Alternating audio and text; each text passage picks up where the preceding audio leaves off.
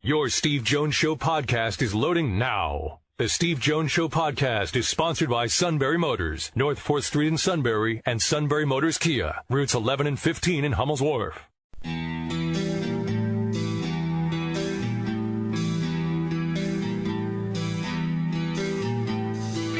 Sports talk where your voice counts. This is the Steve Jones Show on News Radio 1070 WKOK. Now from the Sunbury Motors Studio, here's Steve Jones.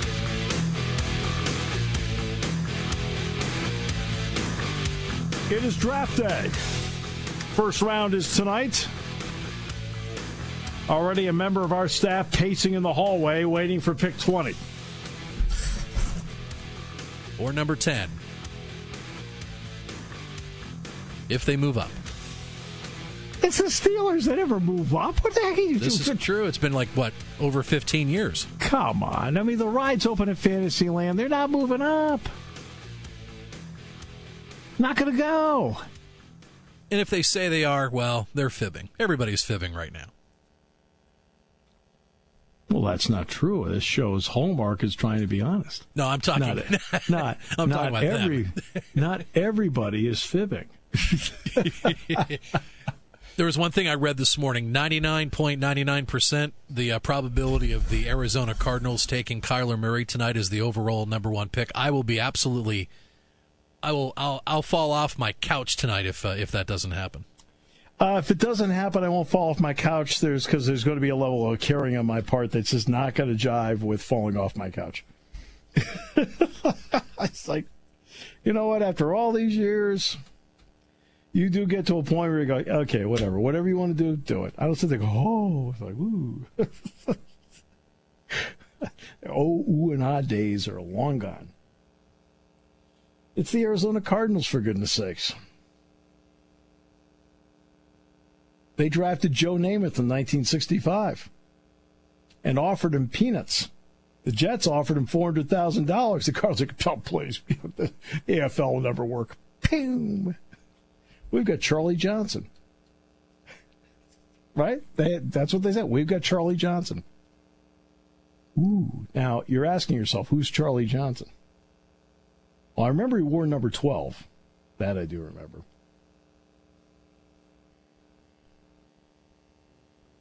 But this is the Cardinals. These are the mistakes they make. It's what makes them the Cardinals. You can laugh about the Browns all you want, and most fans around here laugh about the Browns because they're Steeler fans. I'm not laughing at or about the Browns this year. That's for sure. First time in a long time, Steelers got to take them seriously. Seriously, right now they're better than you are. Yeah. On paper, yes. I think down the stretch they were better than you anyway. On the field. Down the stretch. Your team started 7-2-1 last year. Oh, yeah. They make the playoffs. The tie hurt. The tie did hurt. Yeah, if the Steelers move up, I just wonder how many picks that they'll give up. Maybe 2 picks. It could be maybe... They're not moving up. They're not moving up. You've got to remember who you're talking about. They're not going to move up. Now, you're going to have a lot of teams that will want to move down. This is the kind of draft you move down in.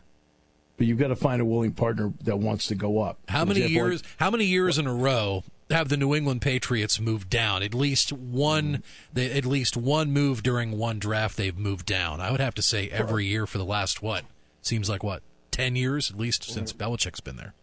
Now, they're in an interesting spot about the ability to garner more picks in the future because they right now have 6 picks between 32 and 101. So they have to make a determination in New England as to whether they take a couple of picks, group them to move down, and then with the idea that they'll get more picks next year, not this draft, but next year, or whether they want to keep all 6 because of the depth of certain positions. I wouldn't even surprise. I would out of that batch of picks, I wouldn't even be surprised that first or second selection they would move down and garner more picks. Well, again, there are only 20 legitimate, in my opinion, absolute first round picks in this draft. 20 out of 32. Now, I'm not saying the other, the guys that'll get picked 21 to 32 probably would have been second-round picks last year. Most of them would have. But there are only 20 legit first-round picks in this draft. Now let's get to what Bruce Arians has talked about. Bruce Arians, the head coach of the Tampa Bay Buccaneers, said, hey, look, our deal is we're taking the best guy on the board. You want to know why he said that? He said that because he says anytime you're drafting for need, he says you are close to being fired. A prime example would be the Minnesota Vikings. Boy, they had some great receivers, Chris Carter and a couple of other guys, terrific. They came up in the draft, and you know they picked Randy Moss. Right. Why did they pick Randy Moss? He was the best player on the board. That's the reason they picked. Even though they had wideouts, he was the best player on the board. Turned out to be a Hall of Fame pick. I mean, there's no issue as you go through the draft to saying, okay, I need more offensive line help, I need more linebacking help, and you eventually get it. But in the first round, you probably have to go out and get the person you think is the best player available at that particular moment. Now, the Arizona Cardinals are all available to them. So if they think Kyler Murray is the best player available on that board, pick him. You know, figure out what to do with Josh Rosen later. Pick him. Go for it. Steelers, best player. The Steelers should go for the best player available. If it happens to be a corner and there's a corner they like that's there, fine. If it's not, no, I mean, you look back on, what was it? Was it when they drafted Artie Burns? Cincinnati stepped in front of them and picked the guy they wanted. I mean, no offense, but instead of picking Artie Burns, they just should have picked the best guy left on the board. I'll bet any amount if they did that, that guy'd still be playing for him right now. You wouldn't even think twice about it.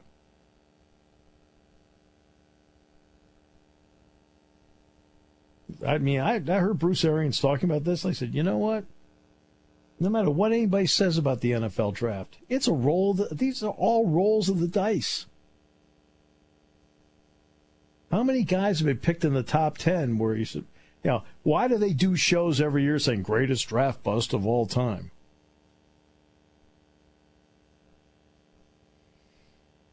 Because I think you've got some people sometimes because they feel they have a positional need, they're going to try and fill it in this draft. Like, figure it out another way. Pick the best person.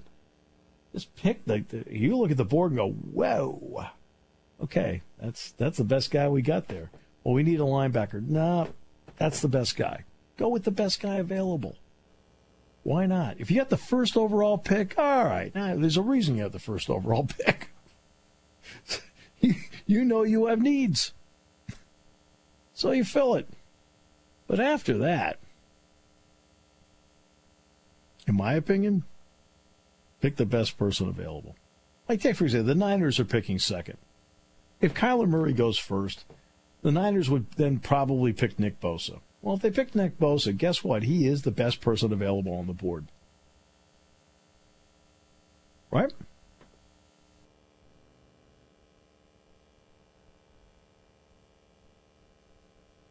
Now, knowing, not you actually have common sense about your team. Thank you. Knowing Captain Pace back and forth in the back area, who texted me today about more IndyCar coverage, I was like, what? On draft day. That's just great. But does not surprise me at all. Yeah. So I texted him back. I said, are they running this year? On a different network, yes. Just thought I'd ask. Yeah. Now, so the Steelers probably, obviously people think they have a need at linebacker. I mean, look, the Ryan Shazier thing has thrown their entire defensive plan out of whack. You never in a million years think that's going to happen to your team. I mean, you've got a guy sitting there that is going to be a perennial Pro Bowl, big-time, funnel your defense through guy that's going to be there for years.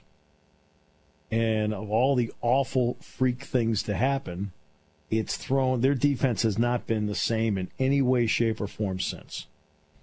Because he was the domino that made all the other dominoes function.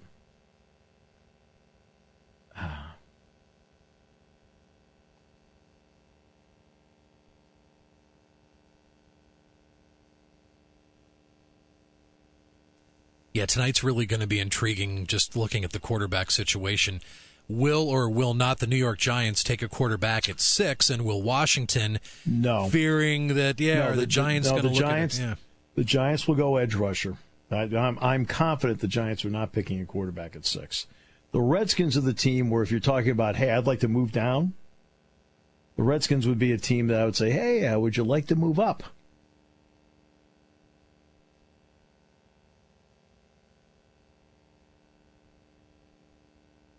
You know what I mean? Because the Giants at 6, in my opinion, I would be very surprised if they took a quarterback. I don't think there's a quarterback in this draft that's worth it being 6. After Murray, I want to make sure that. Now, it doesn't mean I don't think Haskins is a first-round draft pick. I do. I think Haskins is. I think Jones is an interesting prospect. I think Locke at Missouri is an interesting prospect. Is there a chance 3 quarterbacks will go in the top 10? No. No, not in this draft. Like last year? Not in this draft. Actually, 3 times this decade's that happened. Yeah, not in this draft. I think you're going to be hard-pressed to see 3 quarterbacks go in round 1. You might see 3 in round 1. Haskins and maybe Daniel Jones, then Locke goes in round 2. Maybe. Let me give you another team that needs to think about at some point a quarterback that never gets talked about. That's the Chargers. Phillip Rivers, Ben Roethlisberger, and Eli Manning all came out in the same class. They're all the same age. At some point, maybe it's not this year, but next year, the Chargers have to think about a quarterback. And Phillip Rivers is coming off one of the truly great seasons of his very, very good career.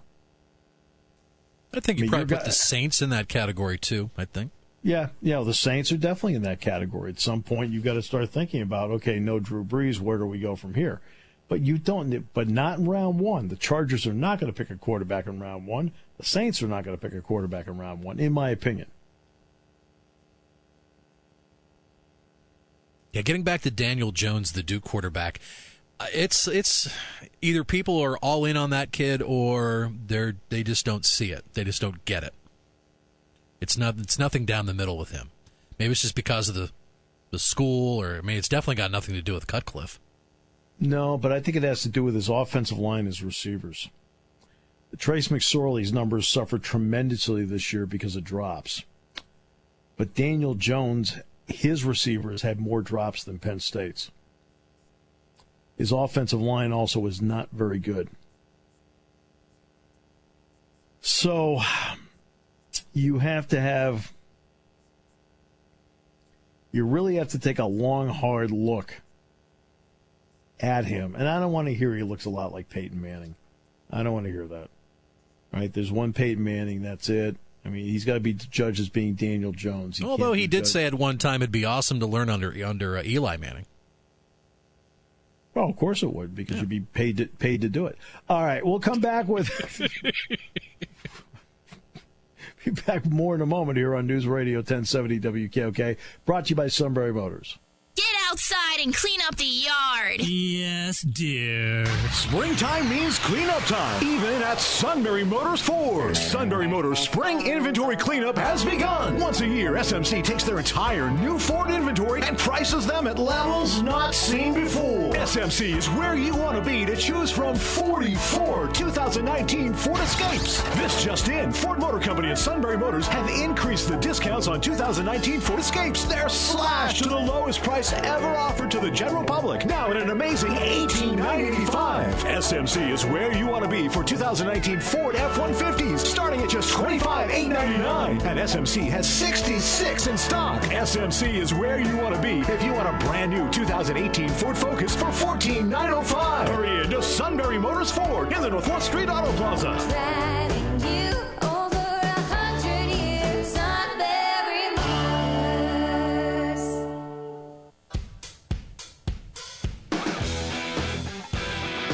So you're very uneasy about my just pick the best player available deal. You want specific people. You want to move up. You want to go on. You want to take the guy that's going to change your team forever and sacrifice picks all over the place. Hey, Suit was sitting in there when I was saying all this, and he wants them to move up, up, up.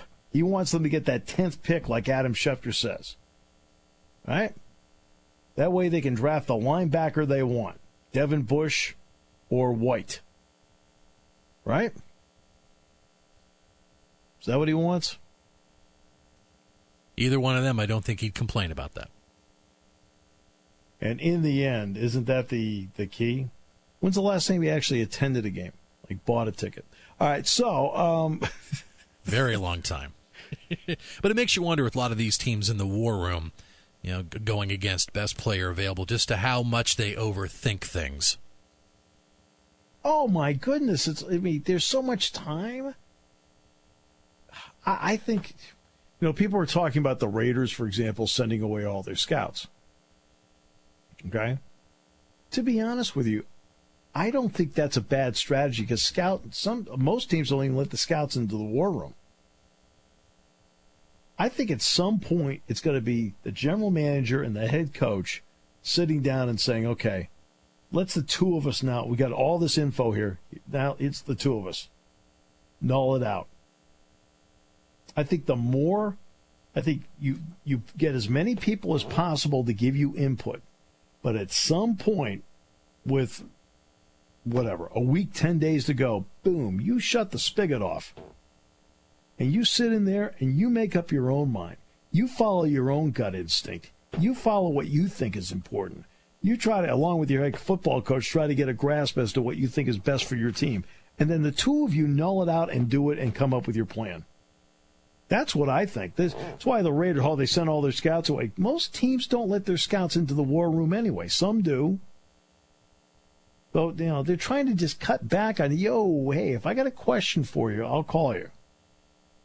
Okay? If I got a question for you, I will call you.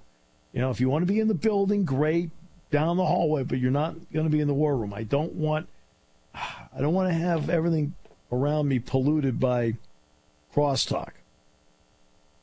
Okay? Let's go to a game. Why, for example, did Joe never wear headsets? He did not want to hear all the talk.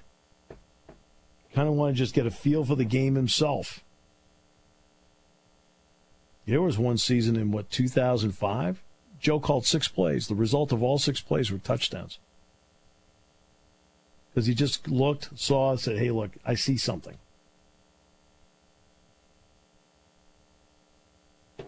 Now, it's not going to be perfect. There will be plays that he called over the years that weren't successful either, but he kept it down to a minimum, and he picked his spots, and he did all this talk, ding, back and forth, back and forth, back and forth.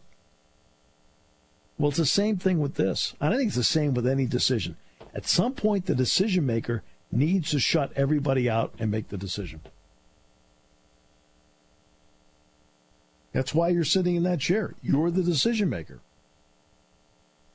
You can let everybody in the room, for a period of time, make up their mind. Give you the info, give you the analytics, give you the film, give you their first-hand impression, and so forth. Plus, if you're worth your salt, you've gone out and looked at some of these people yourself. But then you have to make up your mind. To me, Kevin Colbert and Mike Tomlin need to just, boom, have it set, okay? You know what? Here's our top 20 guys. Now, obviously, you got a board of probably 300, but let's separate it out. Here are our top 20 guys. Because the Steelers are picking 20th. They don't need to put a 21st guy on there.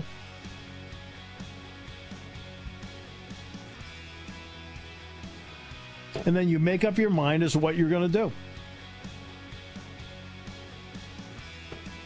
It sounds simple, but I think you're right, Sean. There is a tendency to overthink this. Now, who in our building would be accused of that? He'll be the first to tell you he overthinks everything, and he's actually the first one to say it himself. Yeah. I tend to overthink things. I, on the other hand, don't. that drives him nuts.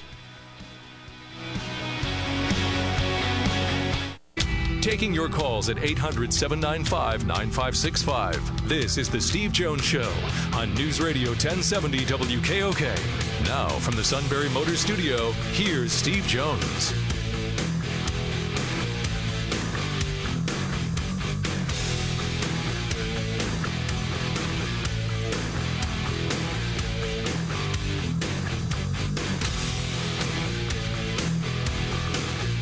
All right, great to have you with us. On the show today, it's the draft today. Eagles are in a great spot. I think they can pick best player available. And to be honest with you, I think the Steelers ought to do the same thing. Pick the best player available. Obviously, we've got Senior Slice here telling me that they need defense. Yeah, I got it. They need defense. I understand that. Last I checked, though, it looked to me like you probably could use a running back somewhere. You know, the one you have is injury prone. You probably could use another wide receiver. Last I checked, the guy that was playing out there is now with the Raiders. So you probably need that too. Absolutely. But that's why you have 7 rounds. That's why you have 7 rounds. You can start. I would be the only running back that I would think has an outside shot of being a first-round pick is Jacobs of Alabama. And, I think the Raiders have 3 picks in round 1. He could be one of the 3 picks for the Raiders. I expect Miles Sanders to go tomorrow night. I think Miles Sanders goes tomorrow night. I think Connor McGovern goes tomorrow night. And I think Amani Oruwariye goes tomorrow night. It's been interesting in looking with Amani. Amani has length. I thought his 40 time in Indianapolis was really good. I think he has very good ball instincts. And I think that Amani is going to be picked tomorrow night. Because yesterday, of course, we had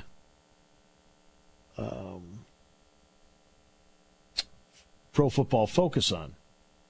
Well, guess where they have them? Now, remember, they've got all the analytics. They do all the tape. And believe me, you don't think the NFL guys take a long, hard look at what Pro Football Focus says?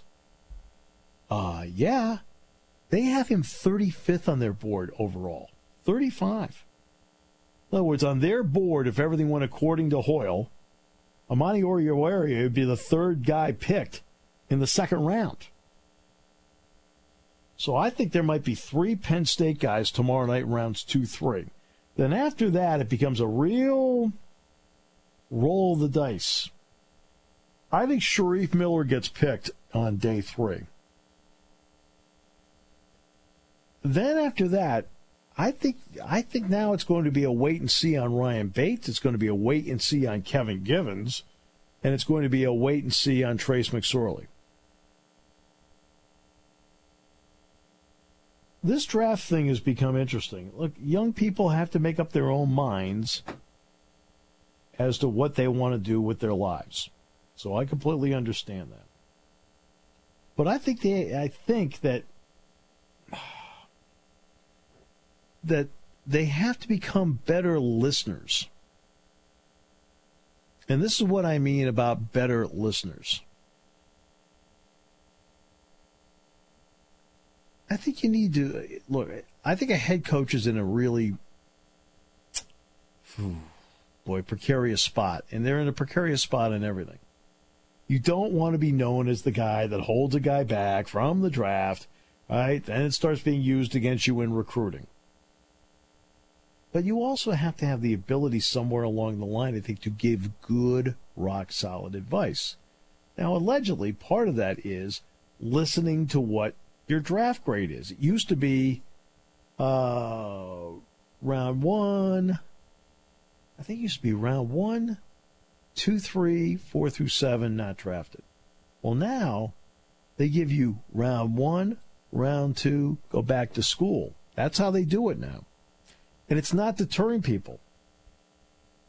There are more players this year entering the NFL draft as underclassmen than ever before. The NBA is the same thing. Now, part of the NBA is this. Obviously, let's take Lamar Stevens. He's entered his name for evaluation. But that's, so technically he's entered into the draft. But I'm seeing more and more guys where I sit back and say, really?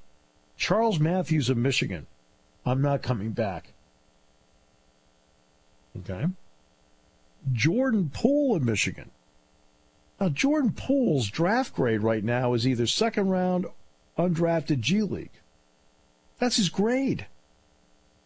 I'm done. I'm going pro. He'll be in the G League next year. Kyle Guy of Virginia. Well, they just won the national championship. That's fine. But guess what? He is the 98th rated player in a 60-person draft. 98. Jordan Poole, by the way, is 68. Charles Matthews is 60.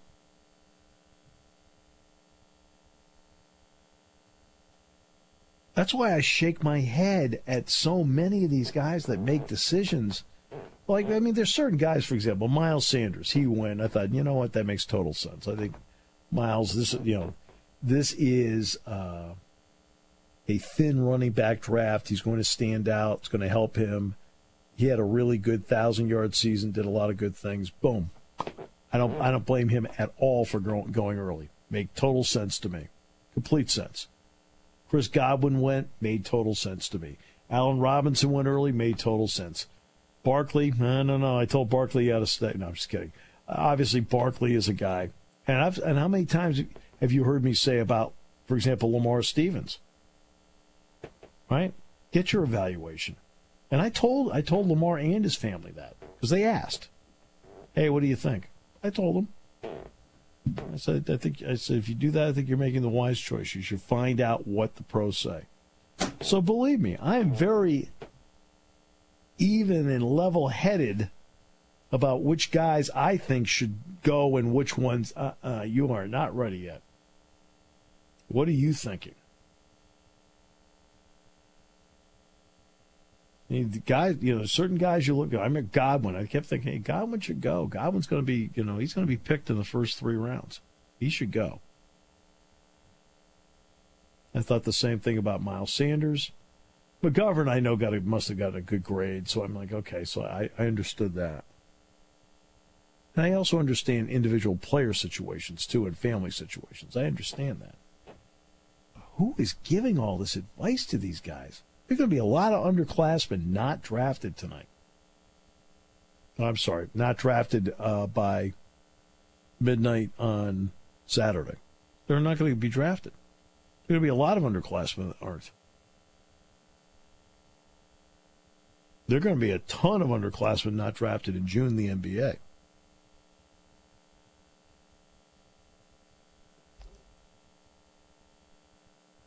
That I find it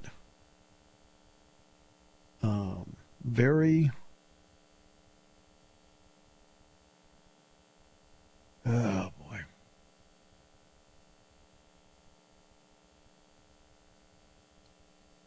I don't know. It's just crazy the total number of players that decide to either forego and dive right into the NBA when you only have 60 selections in the draft.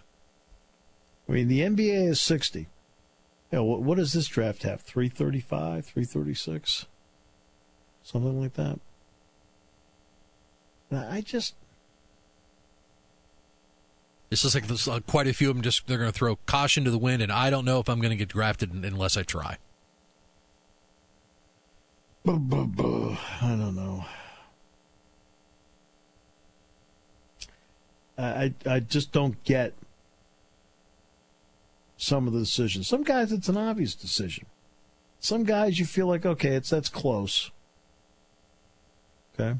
You feel, okay, that's close. And then other guys, you sit back and say, really? Really?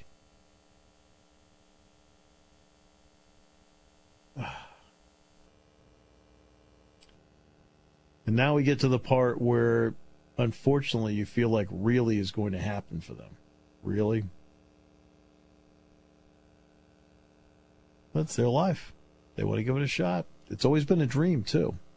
It's always been a dream of these guys. As I say, every single player that's recruited by a Power 5 school, what are they thinking? They're thinking, this is my next step to the NFL.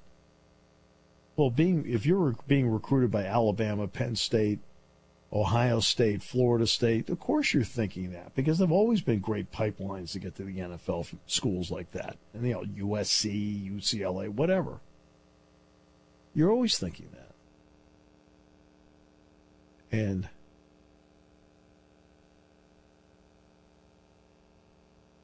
now we're in a culture where it's so, boy. Now let's flip it to the other side. This is a basketball example. Miles Bridges. He came back for his sophomore year. Everybody thought he was nuts. Look, if you're a lottery pick, you got to go. You got to go. And he stayed a year, and guess what? He's a perfect example of why guys are one and done. He was projected as the 12th overall pick in the draft after his freshman year. He had a really good sophomore season and ended up 14 because more players, of course, were entering the draft. Well, you're going to find tonight there'll be underclassmen taken early, which will be fine. But those guys were obvious.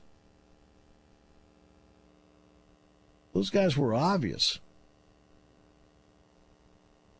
We'll take a break. Back with more in a moment here on News Radio 1070 WKOK.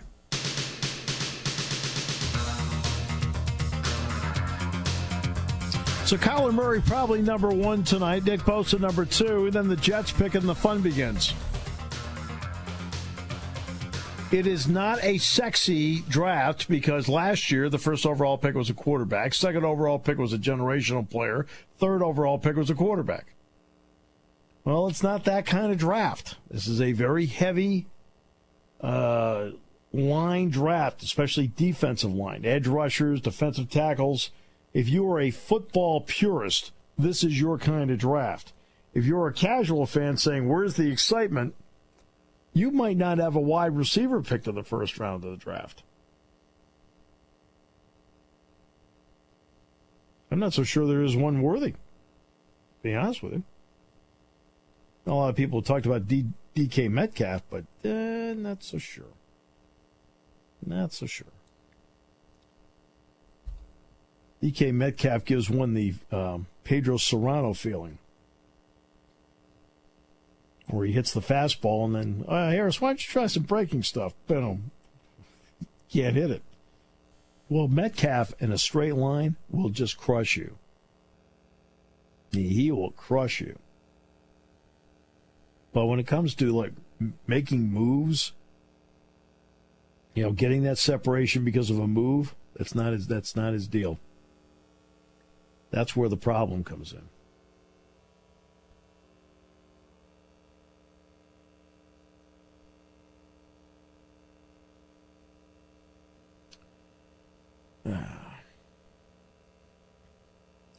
I keep getting more texts from the suit. I mean, look, do you want Kevin Colbert's number?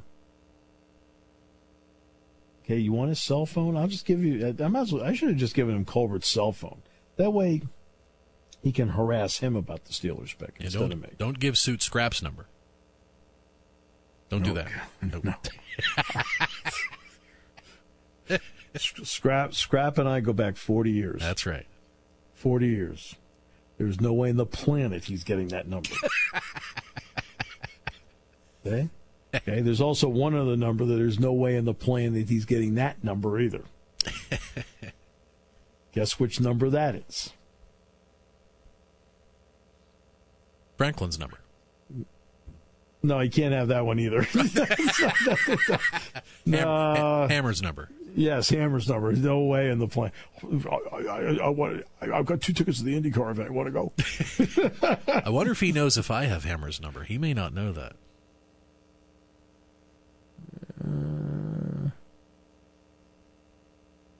Let me check Jack here. You may want to change your name.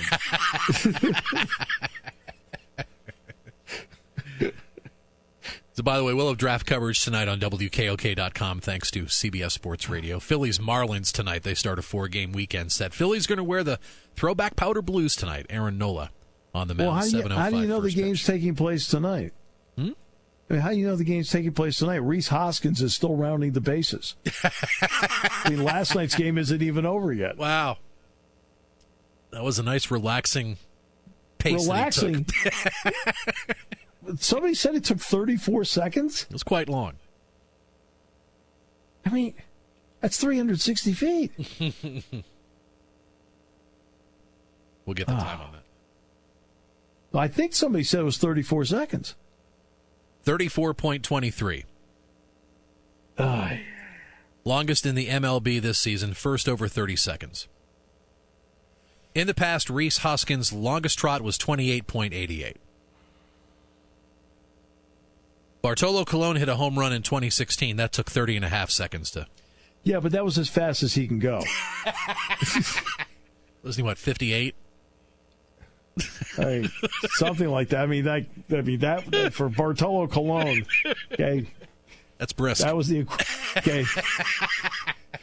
That was as close to a dead sprint as he can do.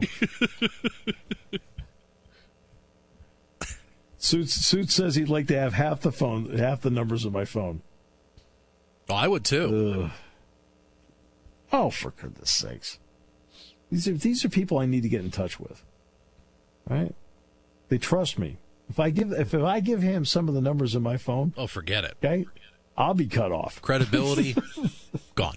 I'll be cut off. They'll be looking at me like, "What'd you do?" I'm like, the dude said he needed it. Like, I said, well, he calls every 2 hours. I only texted him once. Okay, 4 times. And I don't want to go to Pocono. All right.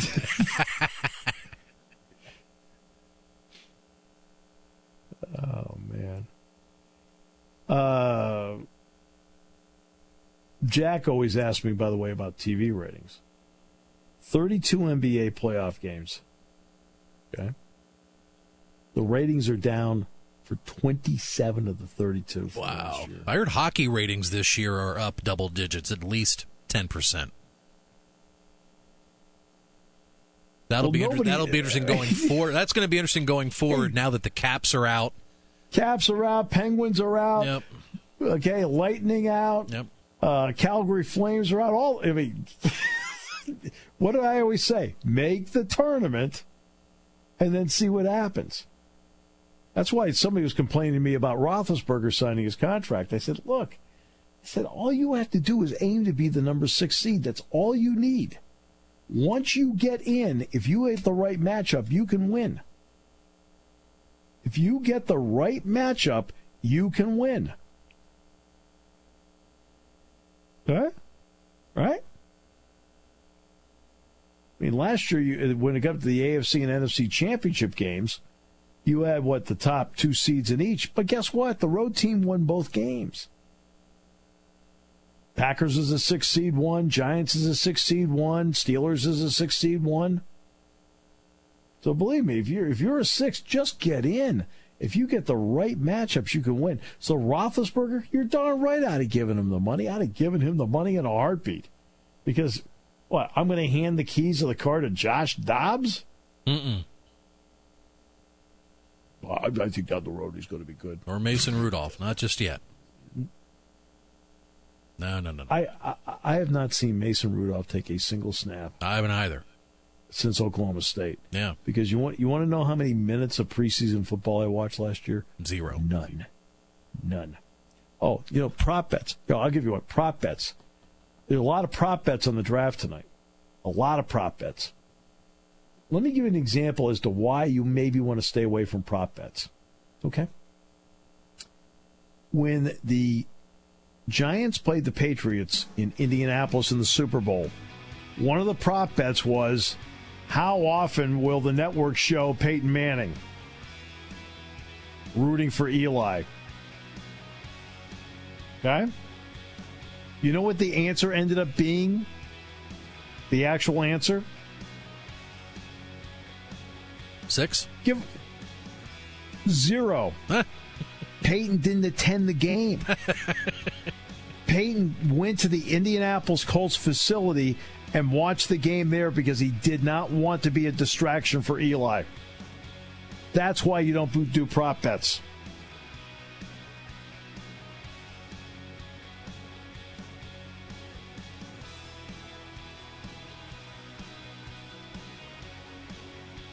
Dave Sims, old friend, great announcer. The voice of the Mariners next half hour. You're listening to News Radio 1070 WKOK Sunbury. You can hear us anywhere in the world with the Sunbury Broadcasting Corporation app.